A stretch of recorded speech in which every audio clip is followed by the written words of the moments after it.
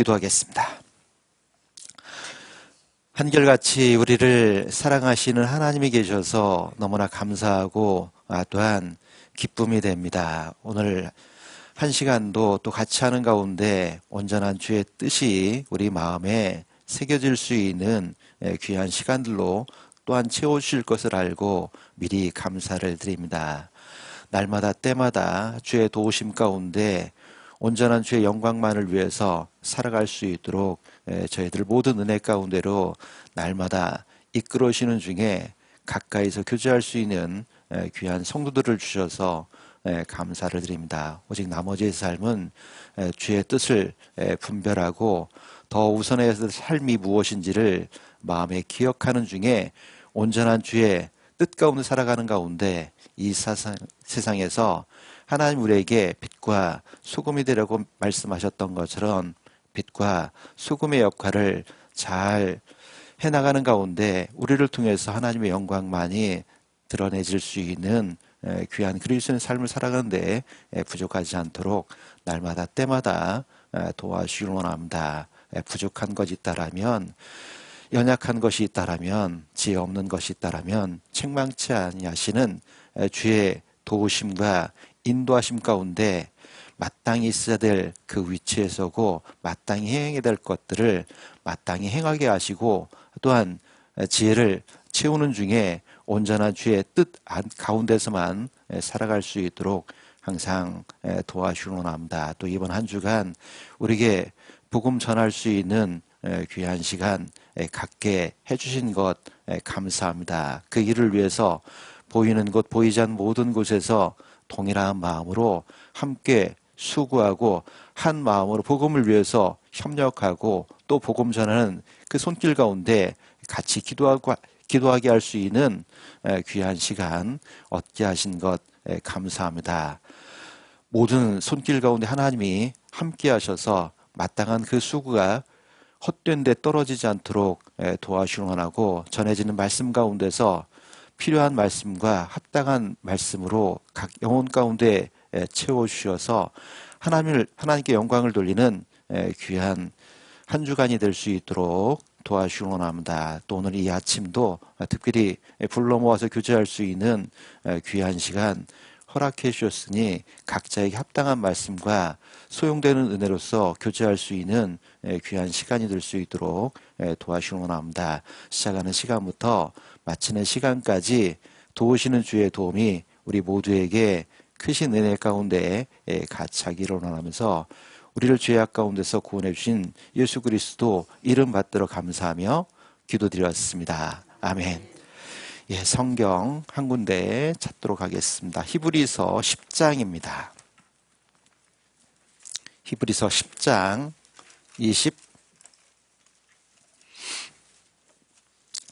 23절, 24절, 25절.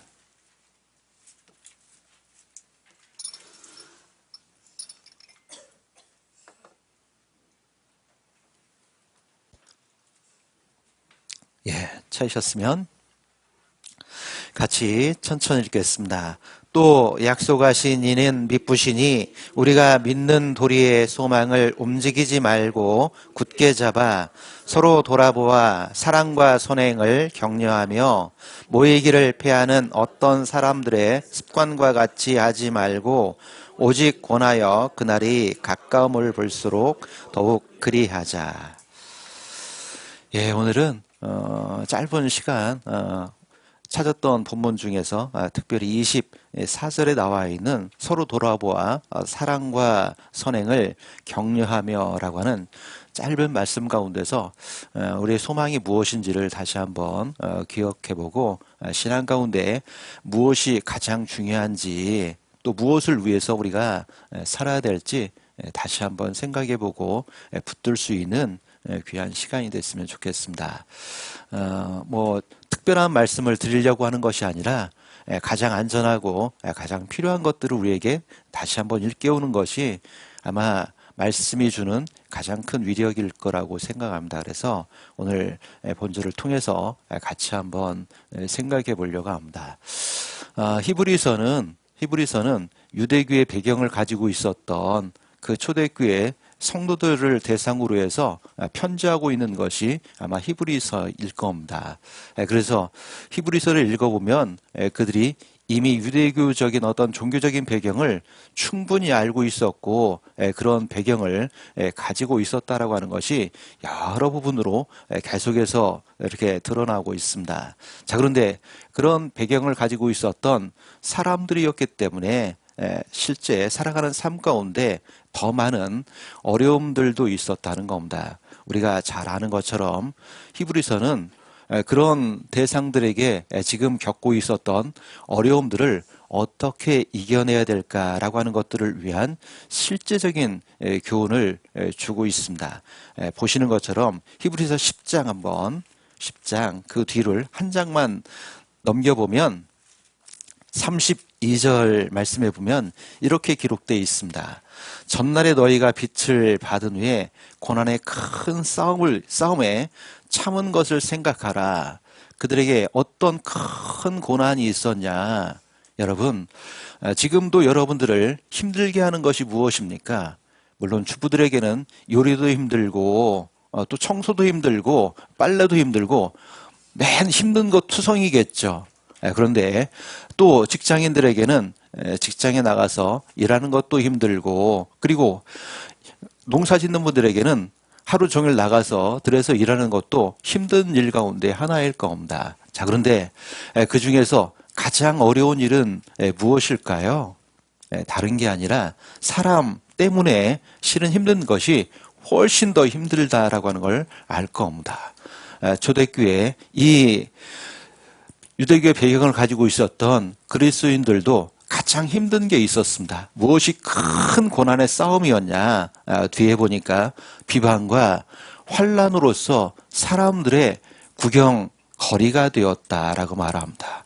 사람들에게 받고 있었던 그 비방, 그리고 그 사람들에게 마치 내가 구경거리가 된 것 같은 그런 어려움들은 어떨까요? 아마 사는 것이 정말 고통스럽고 그리고 사람들에게 겪고 있었던 그 배신감이 정말 만만치 않았을 겁니다. 내가 그토록 믿었던 사람들에게 종종 다른 소식을 듣거나 나에 대한 다른 생각을 접할 때 어떻습니까? 그것만큼 가장 힘들게 하는 것이 없었을 겁니다. 초대교회도 바로 이 유대교의 배경을 가지고 있었던 성도들도 그런 상황에 놓여 있었던 겁니다. 그들이 겪고 있었던 어떤 큰 일들보다 사람들로 받고 있었던 고통이 가장 컸죠. 뿐만 아니라 그들은 자신들이 몸담고 있었던 삶의 터전도 어떻게 됐습니까? 떠나야 됐습니다. 왜? 빼앗겼기 때문에. 그리고는 자기가 살던 모든 곳에서 결국은 떠날 수밖에 없었던 그 어려움들을 가지고 있었습니다. 여러분, 내가 지금껏 나의 존재 배경이라고 생각했던 그 모든 것들이 한꺼번에 거부될 때 어떨까요? 아마 그것만큼 상실감이 큰 게 없을 겁니다. 그때 보통의 사람들은 어떤 생각을 갖습니까?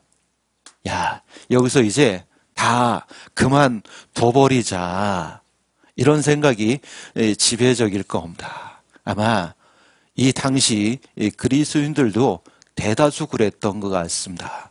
그런 소식을 사도가 알고 그들을 격려하기 위해서 편지하고 있는 것이 바로 히브리서인 겁니다. 그들에게 바른 소망을 다시 한번 일깨워주고 그런 가운데 정말 잘 견디는 가운데 어떻게 되기를 원할까요? 결코 뒤로 물러가지 않고 영혼의 구원함을 얻게 하는 그 위치를 끝까지 잘 지켜내기를 원하는 가운데 기록된 것이 바로 히브리서인 겁니다. 자, 그래서 오늘 그 가운데서 가장 실제적인 권면인 어떻게 견뎌내고 어떻게 영혼이 구원함에 이르게 하는 그 위치를 끝까지 잘 지킬 수 있을까? 그 일을 하게 하는 것이 다시 한번 무엇인지 우리가 생각해보고 나머지 삶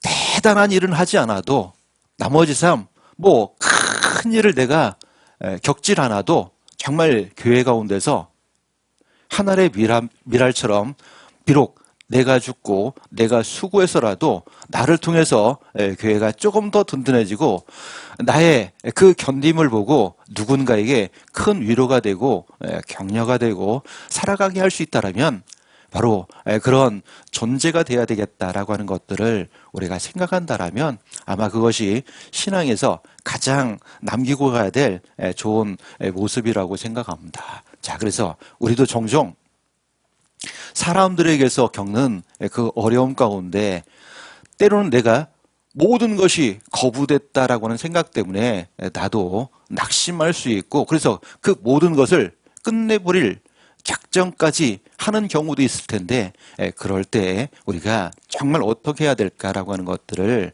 오늘 다시 생각해 보면서 정말 이 격려가 누구에게 필요한지 그것도 생각해 보고 정말 나는 어떤 신앙의 삶을 살아야 될까라고 하는 걸 내 마음에 생각해 보고 결심해 볼 수 있는 그런 기회가 됐으면 좋겠습니다.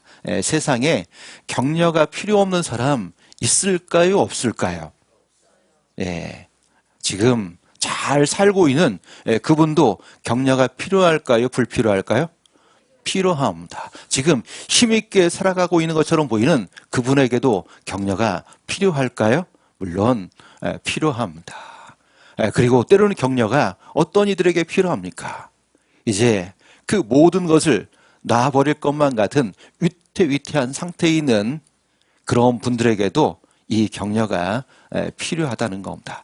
뿐만 아니라 나와 인간적인 관계에 있어서 등을 지고 있는 그분에게도 어쩌면 격려가 가장 필요한 사람일 겁니다. 가끔 교회 가운데서 그런 분들을 만날 때가 있습니다. 좀 요란해요. 좀 시끄러워요. 근데 왜 요란하고 왜 시끄러울까요? 전 한편 그 사람 중심에 있는 마음의 얘기가 무엇인가 이거에 눈길이 갈 때가 참 많습니다. 왜 시끄럽죠? 왜 요란하죠? 봐달라는 겁니다. 자기를 붙들어 달라고 하는 그런 아우성인 경우가 많을 때가 있습니다. 그때 어쩌면 누군가 짧은 한마디가 그 사람을 전혀 다른 길로 이끌어 줄 수 있다는 겁니다. 오늘 그것을 같이 생각해 봤으면 좋겠습니다. 모두에게 격려가 필요합니다. 어머니 회장님에게도 필요할까요? 안 필요할까요? 네, 필요합니다. 목사님에게는요, 더 필요합니다. 사모님에게는요, 네, 필요합니다. 아마 우리 모두에게 다 필요한 것이 격려일 겁니다. 그 격려가 얼마나 중요한지를 하나님은 이 자연의 섭리 가운데서도 고스란히 넣어놓으셨고 그것을 통해서 종종 우리에게 큰 교훈을 주기도 합니다. 그 격려의 원리를 가장 잘 이해하고 있는 새들이 있습니다. 철이 돼서 이제 떠나야 될 때가 되면 이 아이들은 어떻게 합니까? 충분히 먹이 생활을 하고 힘을 비축한 다음에 어떻게 합니까? 때가 되면 한 마리가 신호를 줍니다. 그럼 어떻게 할까요? 일제히 하늘로 떠오릅니다. 그리고 중구난방 날아가는 게 아니죠. 어떻게 날아갑니까? 정확하게 V자 대응을 하면서 맨 능숙한 리더가 앞에 서면 그 뒤에 맞춰서 쭉 V자 형태로 날아가는 것이 항상 우리 눈에 때마다 철마다 보입니다. 왜 그 새들은 그렇게 날아갈까요? 적어도 이 새들은 무엇을 압니까? 협력하는 것이 무엇인지를 정확하게 압니다. 그리고 정확한 V자 대형을 나눌 때도 그냥 아무 위치나 서는 게 아닌 겁니다. 앞에 있는 그 기러기의 날개 요 끝부분에 자기 날개의 끝부분이 달 수 있도록 그렇게 정확하게 대여를 합니다. 왜? 그렇게 해야지만 양력이 가장 큰 힘을 발휘하기 때문에 어떻습니까? 비록 앞에 있는 기러기는 엄청나게 힘이 들지만 그 뒤에 버튼은 어떨까요? 약 30%의 힘을 줄이고도 쉽게 비행할 수 있습니다. 그러려면 항상 그 위치에 가 있어야 되는 겁니다. 그래서 뒤로 갈수록 쭉 벌어지는 이유가 그런 겁니다. 괜히 모양 내려고 그런 게 아니라 그런 원리를 가장 잘 알고 있습니다. 그리고 여러분, 날개짓 하면 힘들까요? 안 힘들까요? 당연히 힘들죠. 뭐 30%를 아껴도 힘들 겁니다. 그러면 힘들면 어떻게 해야 될까요? 말을 해야 될까요? 말을 이렇게 줄여야 될까요? 사람들도 그러거든요. 어디 가서 힘든 일을 하면 처음에는 막 떠들며 일을 하다가 어느덧 지쳐갈 때쯤 되면 어떻게 하죠? 그때부터 말이 없어집니다. 그리고 이미 그것이 한계치가 되면 또 어떨까요? 누가 건들기만 해봐. 이렇게 하거든요. 그런데 이 기러기들은 어떻게 합니까? 날아가는 내내 어떻게 하죠? 소리를 내요.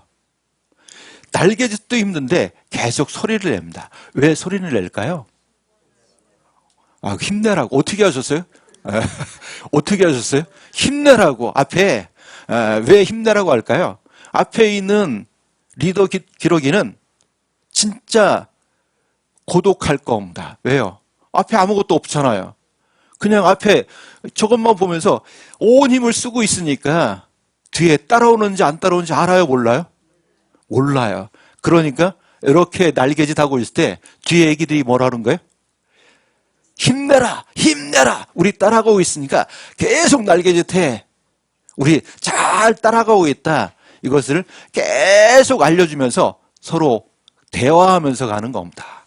여러분, 혼자 가면 빨리 갈 수 있지만 어떻죠?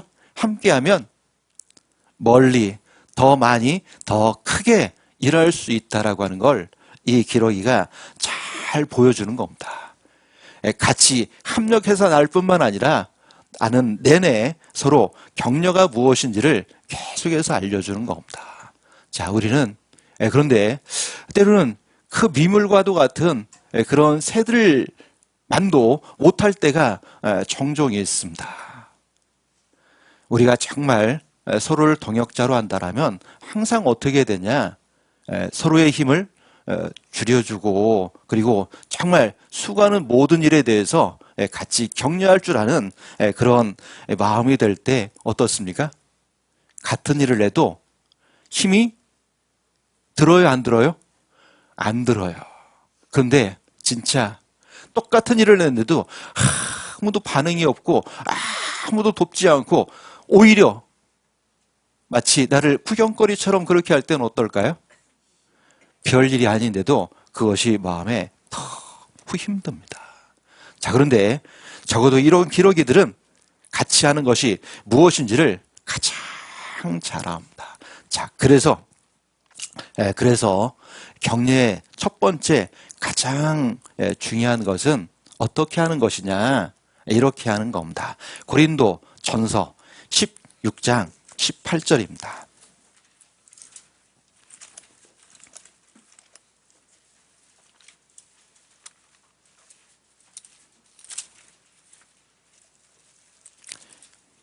(16장)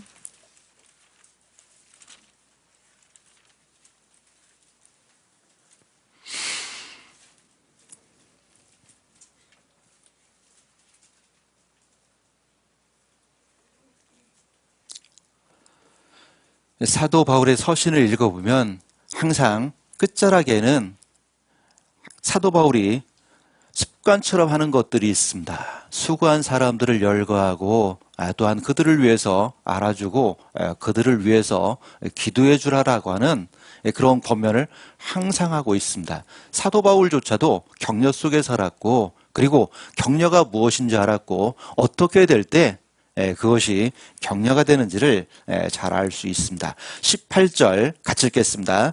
저희가 나와 너희 마음을 시원케 하였으니 그러므로 너희는 이런 자들을 알아주라. 누굽니까? 아가야의 첫 열매였던 스데바나의 집 뿐만 아니라 같이 수고했던 부도나도, 아가이오, 아가이고 이런 사람들의 수고를 기억하고 또한 그 수고해 준 것들을 알아주라는 겁니다. 제가 첫 목회주에 아주 젊은 시절 같습니다. 벌써 오래전 일이네요.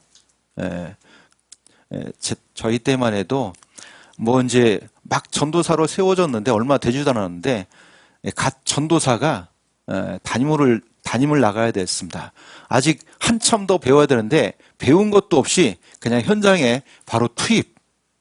그래서 저도 1년 조금 넘으니까 나가라고 그래가지고 갔습니다. 갔더니 16명이 있는 아주 작은 교회, 교회당 전체로 보면 45평, 그 안에 강당도 있고 주방도 있고 식당도 있습니다. 다른 공간은 없습니다. 기대하시지만 다른 공간 없이 45평 되는 곳이 교회 전체였습니다. 가서 보니까 형제 자매님들이 야, 내일부터 안 나와도 이해가 될 만한 그런 신앙의 상태들이었습니다. 그만큼 구원받았고 신앙의 깊이가 실은 없고 정말 거기 모여있는 것이 하나님 아니면 설명이 안 되는 그런 교회였습니다. 자, 그런 교회 있다 보니까 전도인 제가 이런 일 저런 일 다 해야 됐습니다. 주말이 되면 주보해야죠. 제가 주보도 만들었습니다. 주보 만들랴, 그리고 교회 학교도 하랴, 하여튼 뭐 설교도 하랴, 모임도 하랴 다 했거든요. 자, 그렇게 고생하다 보니까 젊은 시절이니까 하긴 했습니다. 그러다가도 문득 현타가 올 때가 있었습니다. 나는 누구? 여기는 어디? 내가 왜 여기? 그런 생각이 현타가 올 때가 종종 있었습니다. 그럼 항상 드는 생각이 성교사매들은 항상 자기가 죽겠다 이 얘기만 해요. 자기 힘든 것만 얘기하고 불편한 건 얘기하고 그 뒷감당은 다 누가 해야 됐을까요? 제가 많이 해야 됐습니다. 그래서 어떤 주일은 딱 보니까 참석해야 될 분이 안 왔습니다. 누가 차량 운행해야 될까요? 제가 가야 돼요? 제가 가야죠. 그래서 차량을 운행해서 얼른 가서 그분 모시고 와가지고 안 나오려고 하는 거 억지로 모셔다 놓고 이제 앉혀놓고 또 뭐 또 해야 됩니까? 주일 설교도 또 해야 되죠. 자, 그런 상황에 있으려니까 가끔은 힘에 부칠 때가 참 많았습니다.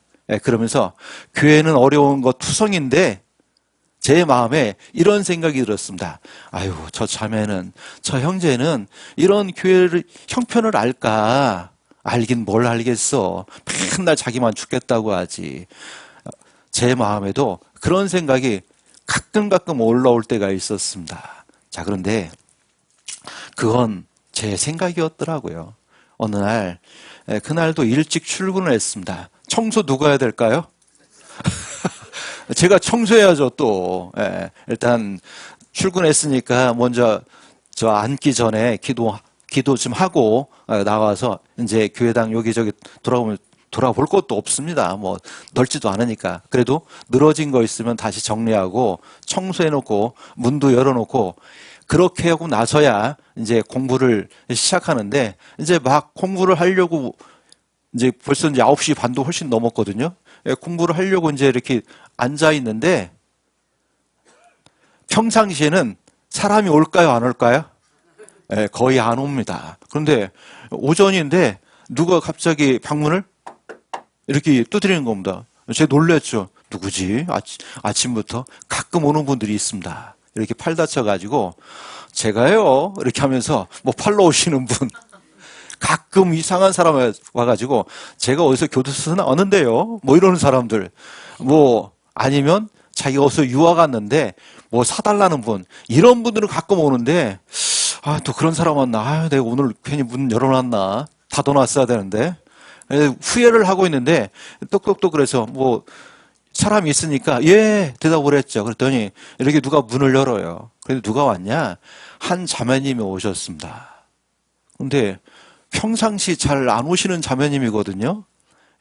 저한테도 뭐 별로 관심도 없는 것 같고 그런 줄만 알았습니다. 자, 그런데 그분이 문을 똑똑똑 열면서 뭐 비닐봉지 CU 시커먼 거를 들고 왔더라고요. 달랑달랑. 그러면서 제가 공부하고 있는 시간, 어쩐 일이 자매님? 제가 앉아 있었거든요. 어쩐 일이 자매님?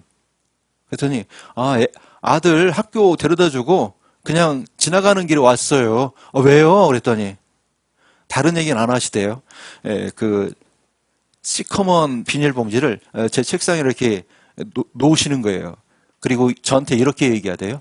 전사님, 예. 힘드시죠? 예? 제가 놀란 눈으로, 예? 이렇게 쳐다봤거든요. 그랬더니 그분이 딱 한마디만 하시더라고요. 다 알아요. 그래서 기도하고 있습니다. 오늘 하루도 힘내시고요. 맛있게 드세요. 제가 그냥 돈이 없어서 이것만 사왔어요. 그래서 아유 감사합니다. 제가 그날 눈물이 날 뻔했습니다. 작은 한마디였지만 야 보고 있구나. 그리고 정말 그 마음이 그 작은 마음에도 들어있구나라고 하는 걸 느꼈을 때 그날 계속 힘이 빠졌는데 현타가 왔었는데 야 그렇지 해야 되겠구나. 그래 조금 더 수고하자. 이런 마음이 제 마음 가운데 들었습니다. 여러분 현재 수고하는 분들 애쓰는 분들 그런 분들에게 어쩌면 격려가 더 필요합니다. 정말 잘해서 누가 뭘 할 것도 없는 것처럼 보이는 그분에게도 진짜 격려는 필요한 겁니다. 어떤 게 격려입니까? 알아주는 겁니다. 어떻게 알아줍니까? 그런데 우리는 종종 어떻게 합니까? 그렇게 수고하는 분들을 먼저 판단을 먼저 합니다. 판단이 아니라 그냥 감사하게 느껴주는 겁니다. 그 자리에 있어주는 것이 감사고 제가 가끔 설교를 할 때도 그런 생각이 듭니다. 어떨 때 보면 이렇게 졸고 있잖아요. 과거에는 제가 미운 생각이 막 들었습니다. 그런데 생각해 보니까 야 피곤해서 오늘 집에서 주무셔도 될 텐데 어디 와주신 거예요? 그래도 자리를 모이기를 힘쓰라 라는 말씀 때문에 그 자리를 지키고 있는 겁니다. 자리는 지켰는데 피곤은 감당할 수 없어서 그만 눈을 감으셨지만 그 마음이 이해가 되고 감사가 됐습니다. 그래서 아이고 와주셔서 감사합니다. 집에서 주무셔도 좋을 텐데 여기서라도 주무셔 주시니까 감사드립니다. 이런 마음이 되는 겁니다. 자, 판단이 아니라 정말 그곳에 있어주는 것, 감사할 줄 아는 것이 먼저는 알아주는 겁니다. 그리고 정말 잘했니 잘못했니 시시비비를 먼저 가리려고 하기보다는 어떻게 하는 게 알아주는 겁니까? 따라주고 같이 해주고 협력해주는 것, 이것이 알아주는 겁니다. 뿐만 아니라 우리는 쉽게 판단을 참 빨리 합니다. 참 판단은 누가 시키지 않아도 참 빨리 해요. 저도 그래요. 그런데 그래서 평가도 잘하고 판단도 잘하는데 정말 그분이 있어서 감사한 것들에 대해서는 그게 10가지인데 한 가지 판단거리 때문에 모든 것을 다 놓치고 살아갈 때가 있습니다. 자, 그래서 첫 번째 정말 수고하는 분들을 알아주는 것, 그것이 가장 큰 격려가 된다라고 하는 걸 우리가 기억했으면 좋겠습니다. 여러분, 미국의 가장 존경받는 정치인이 누군지 아십니까? 미국에서 가장 존경받는 정치인이 존경받기가 쉽지 않습니다. 그런데 미국 사람들에게는 가장 존경의 대상인 정치인이 한 사람이 있습니다. 누굽니까? 제 16대 대통령이었던 아브라함 링컨은 미국 사람들에게 가장 존경받는 대통령입니다. 그가 대단한 외모를 가진 것이 아닙니다. 오히려 적 진영에 있었던 사람들에게 링컨의 그 외모가 공격 대상이 됐던 경우가 많았습니다. 그러니까 그가 존경받을 수 있던 것은 그의 외모도 아니었습니다. 그의 배경도 아니었습니다. 그가 존경받을 수 있었던 가장 중요한 배경은 그가 가장 어려운 시절 정치 지도자가 됐었다는 겁니다. 그리고 그 가장 어려운 시절 어떻게 됐습니까? 찢어졌던 미국을 하나가 되게 하고 그 문제의 소용돌이를 정말 풀어내는 가운데 정치를 성공적으로 마칠 수 있었습니다. 그런데 그 끝은 불행한 끝이었죠. 모든 것이 다 해결돼서 이제 괜찮을 것만 같은 그때 결국은 암살에 의해서 마지막 정치 인생을 끝내야 됐습니다. 그가 왜 가장 존경받는 사람이 될 수 있었을까요? 그 가장 어려운 시절 격려를 통해서 잘 견딘 결과가 그런 일들을 만들어낼 수 있었다는 겁니다. 그가 암살되던 날 그가 가지고 있었던 소지품이 지금도 여러분들이 잘 아는 영화 있을 겁니다. 박물관은 살아있다. 스미소니언 박물관이거든요. 그 안에 자연사 박물관에 그때 가지고 있었던 개인적인 유품들이 전시가 되어 있습니다. 그런데 그 중에서 세 가지가 좀 독특합니다. 적어도 한 나라의 대통령이라면 소지품조차도 명품이거나 그래야 되는데 그런 것과는 거리가 멉니다. 낡은 지갑 하나, 그리고 그 지갑에 뭐가 있었냐? $100짜리 지폐가 있었던 게 아닙니다. 그 낡은 지갑 안에 돈은 없고 신문 조각 하나가 나왔습니다. 큰 헤드라인이 있는 신문 조각 하나, 그것이 유품이었고 또 한 가지 낡은 등산용 칼이 있습니다. 어느 시골의 작은 소녀가 이 링컨을 생각하면서 선물로 보내줬던 그 작은 등산용 칼, 그리고 누군가 그 링컨을 기억하면서 한 땀 한 땀 수놓아서 만들어준 작은 손수건 하나가 전부였습니다. 그 외에도 몇 가지가 더 있지만 독특한 그의 소지품이었습니다. 왜 그의 소지품 중에 그것이 있었을까? 여러분, 링컨은 정말 정치 인생이 불행했습니다. 나라는 나눴죠. 정적들은 계속 공격하죠. 기쁜 것이 아무것도 없었습니다. 날마다 누구를 만나야 됐을까요? 공격하는 사람들을 만나야 됐습니다. 그것은 어떨까요? 쉽지 않습니다. 고통스러운 일입니다. 전도인들도 그렇습니다. 주로 만나면 어떤 분들 만날까요? 맨날 어려운 얘기만 들어야 될 때가 참 많습니다. 때로는 내 마음조차도 우울해질 때가 있습니다.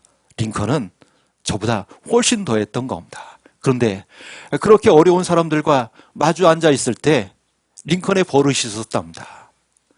손을 밑으로 내려서 주머니 안에 있는 물건들을 만지작한 겁니다. 뭘 만지작거렸을까요? 내 앞에 있는 저 사람은 나를 이렇게 공격하고 나에게서 정말 어려운 것들을 계속 요구하는데 그런 중에도 자신을 위해서 작은 자신의 가장 아끼는 등산용 칼을 보내줬던 한 작은 소녀를 생각하면서 나를 응원해주는 사람이 있다라고 하는 것을 기억하는 가운데 그 어려운 회담을 계속 이어나갔던 겁니다. 그러다가도 어떻습니까? 울어야 될 일이 많았다 합니다.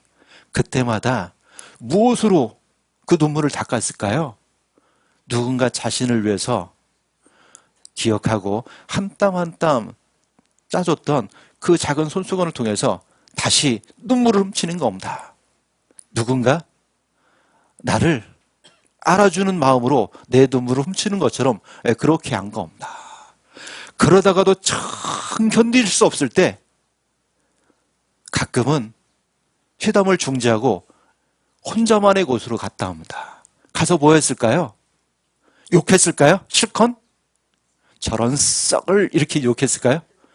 그러지 않고 자신만의 장소에 가서 그 낡은 지갑 안에 있는 한 신문 기사를 항상 꺼내 읽었다 합니다. 무슨 기사였을까요? 이런 헤드라인이 있는 기사였다 합니다. 아브라함 링컨은 이 시대에 가장 위대한 정치 지도자다. 그것을 몇 번씩 꺼내 읽고 다시 마음을 고치고 들어갔다 옵니다. 왜? 공격하는 대상들에 대해서 자신이 똑같이 그렇게 하고 싶은데 그럴 때마다 견딜 수 없을 때 다시 한번 나가서 자신을 다시 일깨운 겁니다. 그래서 결국은 그 어려운 일들을 끝까지 다 마칠 수 있었다는 겁니다. 여러분, 한 사람이 많은 사람에게 존경받을 수 있게 있었던 가장 중요한 배경에도 작은 격려가 그를 그렇게 만들어줬다는 겁니다. 여러분, 부족한 것만 보지 말고 그분 뒤에도 장점이라고 하는 게 있습니다. 그걸 보고 정말 격려를 보내주면 더 큰 일을 하는 겁니다. 그 영국 속담에 그런 속담이 있답니다. 잔소리가 그 사람을 만드는 게 아니라 좋은 격려 한마디가 그 사람을 더 나은 사람으로 만들어 간다는 겁니다. 판단이 그 사람을 만들어가는 게 아니라 좋은 격려 한마디가 훨씬 그 사람을 잘 만들어 간다는 겁니다. 자, 그래서 격려는 첫 번째 알아주는 거라면 두 번째 격려할 수 있는 좋은 것은 이렇게 하는 겁니다. 로마서 12장입니다.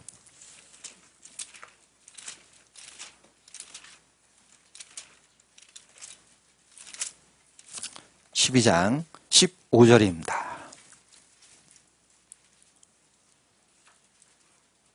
15절 같이 읽겠습니다. 즐거워하는 자들로 함께 즐거워하고 우는 자들로 함께 울라. 제가 무슨 깨가 좋냐라고 묻지는 않을 겁니다. 깨 중에 제일 좋은 깨가 함께라고 하는데 함께 해주는 겁니다.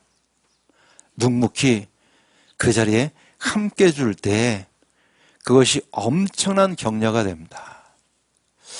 제가 이번 집회 때도 이렇게 보니까 항상 함께 해주시는 분이 계시더라고요. 어머니 회장님도 오시면 꼭 함께 하시는 분이 꼭 있더라고요. 아마 일주일 내내 한 사람만 수고한다면 어떻게 될까요? 아마 곧 어려움들이 생길 겁니다. 그런데 그런 어려운 일들에 항상 함께 해주는 사람들이 있었기 때문에 어떻습니까? 어려움을 느끼지 않고 더 오래, 더 멀리, 더 많은 일을 할 수 있게 하는 겁니다. 격려는 슬픔도 기쁨도 함께 나눌 때 큰 격려가 된다는 겁니다. 어려운 일이 있을 때는 어떻게 하면 격려가 될까요? 어줍지 않은 말 한마디가 아니라 어떻게 하는 겁니까? 같이 해주는 겁니다. 옆이 나란히. 그리고 때로는 같이 한숨 쉬어주는 겁니다. 때로는 같이 눈물 흘려주는 겁니다. 그리고 가만히 손 잡아주면 다른 말 하지 않아도 그게 가장 큰 격려가 되는 겁니다. 그리고 좋은 일에는요, 함께 하는 건데 정말 그 사람보다 더 기뻐해 줄 때 어떻습니까? 그게 마음에 가장 큰 격려가 되는 겁니다. 함께 하는 겁니다. 자, 그래서 우리는 누군가에게 꼭 함께 해주는 사람이 되어야 되는 겁니다. 왜요? 혼자라면 아무것도 할 수 없지만 우리 같이 할 때 더 많은 일들이 할 수 있습니다. 자, 그래서 우리는 알아주고 함께하는 신앙, 그것이 돌아봄의 가장 좋은 방법인 겁니다. 돌아본다라고 하는 것은 단순하게 쳐다본다라는 의미가 아니죠. 어떻게 하는 겁니까? 정말 그 사람에게 무엇이 필요한지를 세심하게 관찰해보고, 그리고 그 사람을 세심하게 배려해 줄 줄 아는 것, 요게 어떻습니까? 격려하기 전에 먼저는 행해야 될 좋은 모습 가운데 하나입니다. 자, 그런데 우리는 신앙생활하면서 종종 사람의 격려에만 익숙해져 있어서 그게 문제입니다. 사람의 격려도 필요하지만 항상 무엇이 더 필요할까요? 하나님의 위로, 하나님의 격려로 채우지 않으면 결코 안 됩니다. 그래서 하나님의 위로로서 위로를 얻을 때 그 환난 가운데서도 어떻습니까? 견딜 수 있고 또 환난 가운데 있는 자들을 능히 도울 수도 있습니다. 그래서 우리는 사람의 위로에만 익숙해지려고 하지 말고 하나님의 위로에도 익숙해져야 될 겁니다. 그 하나님의 위로를 먼저 누리는 사람이 돼야 될 겁니다. 자, 그러면 하나님의 위로는 어떻게 올까요? 제 얼굴 보면 안 옵니다. 제 얼굴에 무슨 위로가 있겠어요. 네. 하나님의 위로는 어떻게 옵니까? 항상 말씀으로 옵니다. 시편 107편입니다.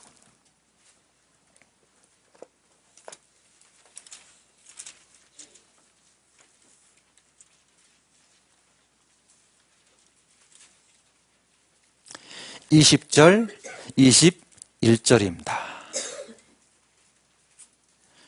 같이 읽겠습니다. 저가 그 말씀을 보내어 저희를 고치사 위경에서 건지시는도다. 여호와의 인자하심과 인생에게 가신 기이한 일을 인하여 그를 찬송할지로다. 시편 제5권의 첫 번째 책입니다. 그러니까 시편 중에서도 거의 완결편에 해당되는 편이 제5권입니다. 그런데 그 5권에 제일 처음은 이렇게 시작합니다. 감사하라. 그런데 감사하라 이렇게 돼서 시작하고 있는 성경이라서 뒤를 보니까 좋은 일만 있는 게 아니었습니다. 도리어 무슨 일이 있습니까? 그 4절부터 보니까 광야 사막길에 있습니다. 때로는 거할 성도 찾지 못하고 어떻습니까? 줄이고 목마르고 그 영혼이 피곤한 상태인 겁니다. 그런데 감사라는 겁니다. 그리고 또 어떤 상태입니까? 10절부터 보니까 흑암과 사망의 그늘 가운데 있습니다. 그래서 곤고와 쇠사슬에 매여 있습니다. 그런데 감사라는 겁니다. 뿐만 아니라 또 무엇이 있습니까? 17절부터 보면 사람들로 인해서 큰 고통 가운데 있습니다. 그런데 감사라는 겁니다. 그런데 왜 감사될까요? 감사의 이유를 하나님 안에서 찾는 겁니다. 자, 여기 의인들은 그런 어려움 가운데 있을 때 어떻게 합니까? 혼자 그 문제를 돌파하려고 하는 게 아닙니다. 계속해서 반복되고 있는 게 있습니다. 무엇이 반복됩니까? 6절, 그 근심 중에, 그 고통 중에 부르짖는 겁니다.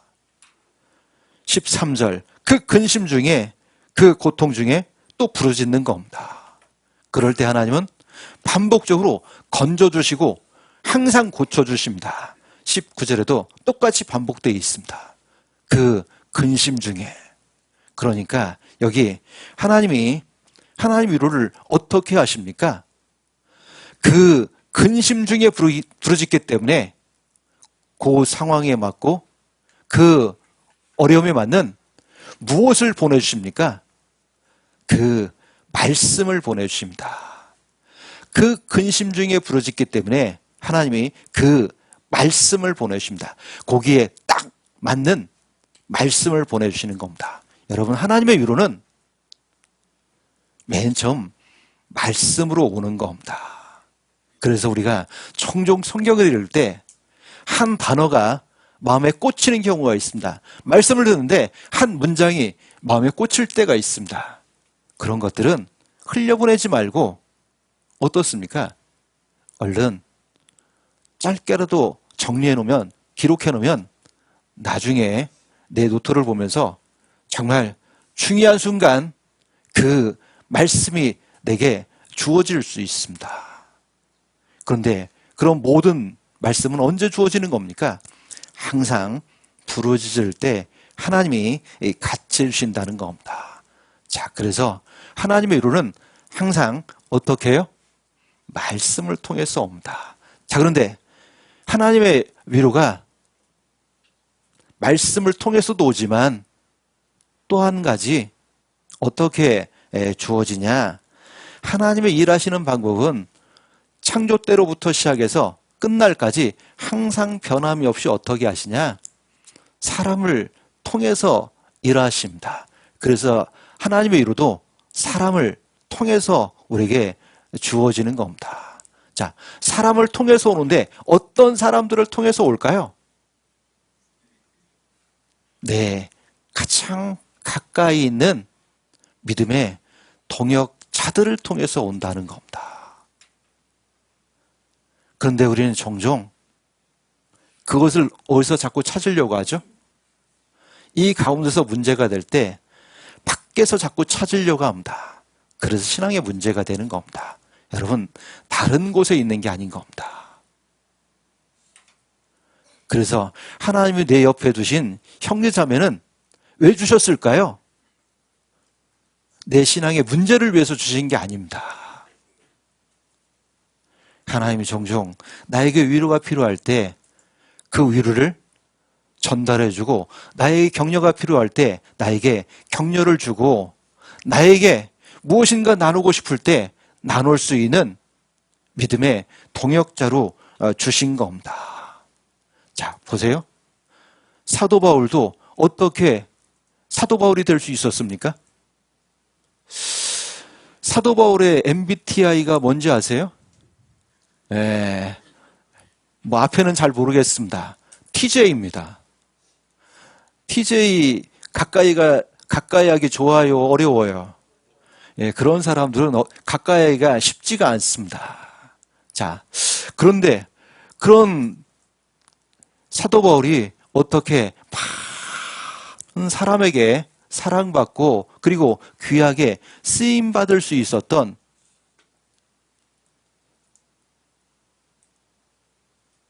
가장 중요한 게 무엇입니까? 그가 물론 대단한 것도 있겠지만, 그의 배경을 사용하셨지만 그를 더 대단하게 만들어준 것은 다름 아닌 무엇의 손길이었는지 아십니까? 옆에 있는 동역자들의 손길이었습니다. 초대교회 위로에 있어서는 최고의 권위자가 있었습니다. 누구였죠? 바나바. 초대교회 위로의 권위자였습니다. 사도 바울을 맨 처음 사도들에게 안내준 사람이 누굽니까? 바나바였습니다. 모두가 사도 바울을 꺼렸습니다. 왜요? 얼마 전까지만 해도 무슨 짓을 했죠? 믿는 사람들을 잡아 죽이는 일을 했습니다. 스데반도 죽이는 일에 앞장섰습니다. 그 온 소문이 이미 교회에 파다한데, 그래서 사도들조차도 그런 사도 바울이 뭐 회개했다라고 했는데, 주님을 만났다라고 말은 하는데 선뜻 다가설 수가 없었습니다. 그때 가장 앞장섰던 사람이 바나바입니다. 그래서 바나바가 직접 사도들에게 인계해서 어떻게 했습니까? 그를 잘 소개해 주었습니다. 그래서 사도 바울이 쓰임받을 수 있었던 중요한 동기가 되었습니다. 뿐만 아니라 사도가 사도 바울이 될 수 있었던 중요한 것들은 많은 동역자들이 있었기 때문에 그가 쓰임받을 수 있었습니다. 고린도 후서입니다.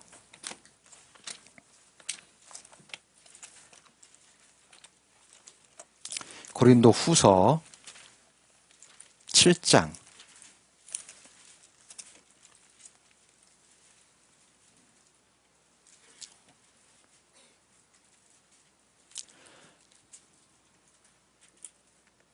5절부터 제가 읽겠습니다.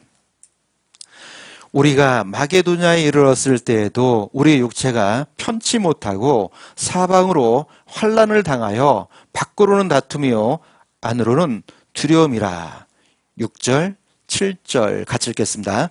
그러나 비천한 자들을 위로하시는 하나님이 디도로 오므로 우리를 위로하셨으니 저의 온 것뿐 아니요 오직 저가 너에게 받은 그 위로로 위로하고 너희의 사모함과 애통함과 나를 위하여 열심히 있는 것을 우리에게 고함으로 나로 더욱 기쁘게 하였느니라. 가장 고통 가운데 있었고 편치 못한 가운데 있었습니다.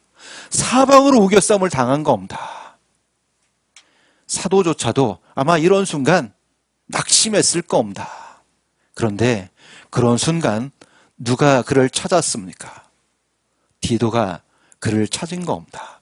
디도의 오므로 어떻게 했다고요? 우리를 하나님이 위로하셨습니다.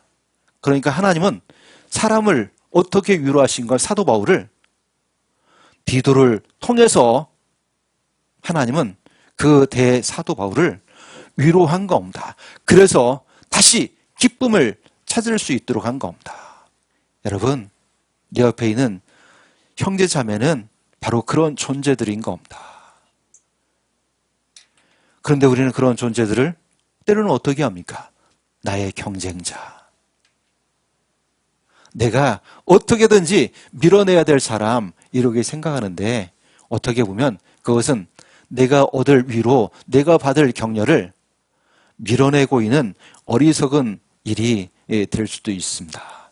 자, 여러분, 하나님의 위로는 이렇게 내 옆에 있는 좋은 동역자들을 통해서 항상 주어진다는 겁니다. 그들과의 친숙한 교제가 하나님께 더욱 힘있게 일할 수 있도록 만들어준다는 겁니다. 그래서 로마서 16장에 보면 사도 바울에게는 얼마나 많은 동역자들이 있었습니까? 30여 명의 많은 동역자들이 있었습니다. 그들 중에 중요한 동역자가 있었죠. 사도 바울을 로마에서 복음 전할 때 그 모든 일을 가능케 했던 한 가정이 있습니다. 누구죠? 아굴라, 브리스길라, 이 두 사람이, 그 가정이 정말 그 사도 바울이 복음 전하는 모든 곳에서 복음을 힘있게 전할 수 있도록 항상 같이 했습니다. 저도 이렇게 보면 정말 그런 분들이 옆에 있을 때 어떻습니까? 힘들어도 힘든 줄 모르겠고 기도해주는 그런 기도로서 정말 하나님이 합당하게 일할 수 있도록 항상 도우시는 것을 종종 느껴갑니다. 자, 그래서 우리도 정말 우리의 가정이 어떤 가정이 되기를 원해야 될까요? 내가 조금 더 수고하고 내가 조금 더 희생해서 누군가에게 큰 위로가 되고, 그리고 어떤 가정이 될까요? 원주 서북교회에서 참 저런 가정이, 저런 형제님이, 저런 자매님이 우리 교회에 있는 것이 너무 감사하다, 참 본을 받았으면 좋겠다라고는 그런 가정이 될 때 어떨까요? 아마 원주교회, 서북교회가 더 든든히 세워져 갈 거라고 생각합니다. 여러분, 그런 일을 위해서는 항상 어떤 가정이 돼야 되고 어떤 도움이 있어야 될까요? 빌레몬서를 찾아보면 그 빌레몬에게 사도 바울이 개인적인 편지를 합니다. 개인적인 사도의 편지를 받는다라고는 엄청난 영광스러운 일일 겁니다. 그런데 그 가정이 가장 귀하게 쓰임받을 수 있었던 가장 중요한 이유가 뭡니까? 그 아내 때문이었습니다. 그 아내는 특별히 넉넉한 마음을 가졌습니다. 풍부한 마음을 가졌습니다. 형제자매를 위해서, 교회를 향해서 항상 그런 마음을 가졌습니다. 그런 가운데 그 가정이 훨씬 귀하게 쓰임 받았던 겁니다. 자, 그래서 우리도 정말 교회 가운데 나 하나의 희생으로 정말 교회가 유익하고 성도가 세워지고 큰 위로로서, 격려로서 살 수 있는 그런 일을 할 수만 있다면 우리가 그 일을 감당하고 살아야 될 겁니다. 그리고 그렇게 살아갈 때 정말 합당한 교제가 진전이 될 겁니다. 하나님은 종종 그런 교제를 통해서도 우리에게 큰 위로를 줍니다. 제가 형제자매를 만날 때 정말 어려운 교회에 있을 때 제가 가끔 그렇게 많이 했습니다. 좀 손이 좀 매운데 이 손으로 어깨를 이렇게 한 대씩 쳐주었습니다. 그러면서 특히 청년들 막 그렇게 했는데 탁 때리면서 그러면 별 얘기 하나도 뭐 이제 따갑잖아요. 관심 받는다는 거잖아요. 그러면서 종종 교제도 해주고 그랬던 것이 이제 그 자매는 내심 기억에 났었나 봅니다. 한참 힘들었는데 목사님 이렇게 한 대 딱 때리고 한번 지나갔는데 저는 이제 왜 때리고 지나갔을까요? 힘내 지금 그러면서 말은 안 해도 탁 한 대 치고 갔습니다. 한 번은 학예 수양에서 만났는데 저를 찾아왔더라고요. 목사님 왜 그랬더니 여기 좀 한 대만 때려줘요. 왜 그랬을까요? 아마 그게 기억이 났을 겁니다. 우리가 종종 옆에서 만나는 내가 수고하는 것도 중요하겠지만 만나는 형제자매들 이렇게 어깨도 한번 때려주고 손도 잡아주고 그리고 정말 같이 해주는 시간을 갖는다라면 그것이 더 큰 하나님의 나라를 위해서 영광스럽게 살아갈 수 있는 가장 좋은 바탕이 될 거라고 생각합니다. 그래서 원주 소부교회가 정말 서로를 돌아보고 격려가 넘쳐나는 그런 교회가 돼서 정말 어떤 교회보다 더 든든히 세워져가는 그런 교회가 됐으면 좋겠습니다. 그래서 원주 권역에서는 몇 번째가 되게 됐어요? 독보적인 넘버2가 제가 넘버1이 되라고는 못하겠어요. 왜 원주가 이제 너무 크니까 큰 집이니까 큰 집이 더 커져야 좋잖아요. 하여튼 원주 서북에는 독보적인 뭐가 됐으면 좋겠어요? 그러려면 어떻게 되겠어요? 격려, 그렇죠? 협력, 그리고 서로 돌아봄, 이게 필요하다라고 하는 것, 마음에 이렇게 기억했으면 좋겠습니다. 그래서 판단하지 말고, 시시비비 먼저 가려보려고 하지 말고, 먼저는 격려, 그리고 기도해 주는 것. 그래서 그렇게 하면 아마 교회가 더 주님 보시기에 합당한 모습으로 세워지지 않을까라는 생각이 듭니다. 그리고 전도는 가장 먼저 우리가 먼저 사랑하는 것에서부터 하나 되는 것에서부터 이루어진다는 겁니다. 그걸 가치를 놓쳐버리면 수고하고도 수고한 결실을 하나도 못 얻을 수 있습니다. 그래서 정말 주님이 맨 마지막 우리를 위해서 기도해 주셨던 기도가 무엇인지 아시죠? 우리가 하나 된 것처럼 저희도 하나 되기를 우리 주님은 그 어떤 것보다 간절히 원하셨습니다. 자, 그래서 정말 이 마지막 때가 가까울수록 하나가 돼서 서로 격려하고 돌아보는 그런 교회가 됐으면 좋겠습니다. 저도 원주 서부가 독보적인 넘버2가 되기를 기도합니다. 아마 지금 여러 부분들을 위해서 기도할 텐데요. 그런 모든 기도가 주님 안에서 한 마음이 됐을 때 잘 이루어지는 그런 것들을 꼭 볼 수 있었으면 좋겠습니다. 기도하겠습니다. 사랑이 많으신 아버지 하나님 감사합니다. 우리를 구원하셨을 뿐만 아니라 몸된 교회 가운데서 주의 영광을 위해서 살아갈 수 있도록 좋은 기회 허락해 주신 것 감사합니다. 또한 홀로 두지 않고 먼저 구원받은 귀한 성도들과 함께 협력하고 동역할 수 있는 귀한 터전 주신 것 감사합니다. 뿐만 아니라 우리에게 힘 있는 말씀을 항상 공급해 줄 수 있는 일꾼도 있는 것 감사합니다.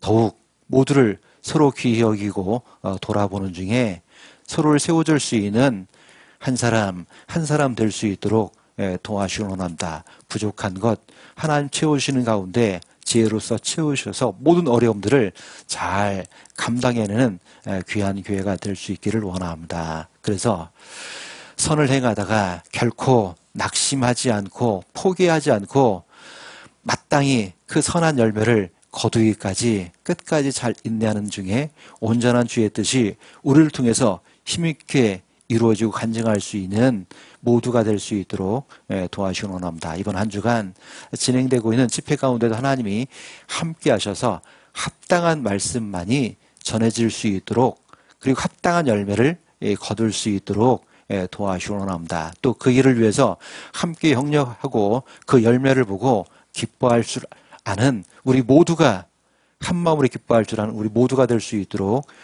도와주시기 원합니다. 이후에 남은 시간들도 하나님이 함께 해주시길 원하면서 언제나 우리를 사랑하시는 예수님 이름 감사하며 기도드렸습니다. 아멘.